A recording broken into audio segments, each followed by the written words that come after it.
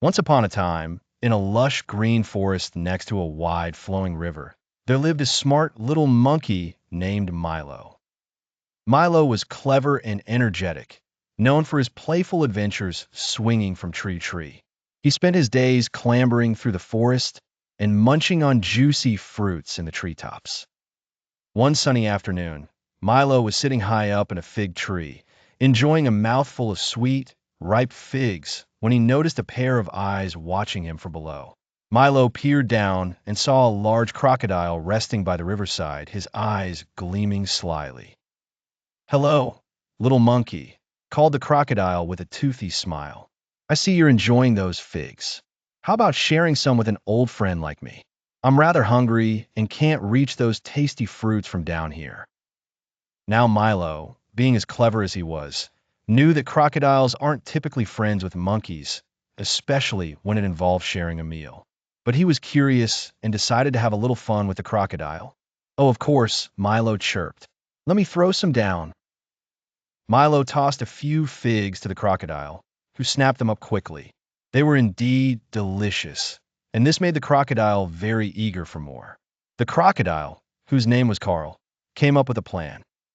"Hey, Milo," Carl said casually, "why don't you come down here and join me on my back? I can swim you across the river to a place with even more fruit trees." Milo scratched his head, thinking thoughtfully. "That sounds like a good idea, Carl," he replied, "but it's quite difficult for me to climb down here. Why don't you come up instead?" Carl's eyes widened. He realized he'd been outsmarted. Everyone knew crocodiles couldn't climb trees. He spluttered, unable to respond for a moment. Enjoying the game, Milo decided to continue.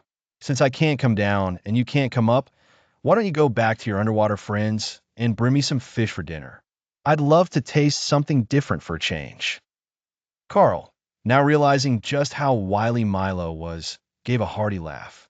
"You've got me there, Milo. Perhaps I was too eager. Very well, I'll get you some fish as thank for the figs." After some friendly banter and swapping of figs for fish, Milo and Carl ended up becoming friends who helped each other out in their own special ways. Carl respected Milo's cleverness, and Milo appreciated Carl's promise to let him know whenever the fish were especially plentiful. From that day on, Milo and Carl understood the importance of trust and friendship, no matter how different they seemed to be at first. And so, they lived happily in their forest by the river, sharing tales and snacks as unlikely friends.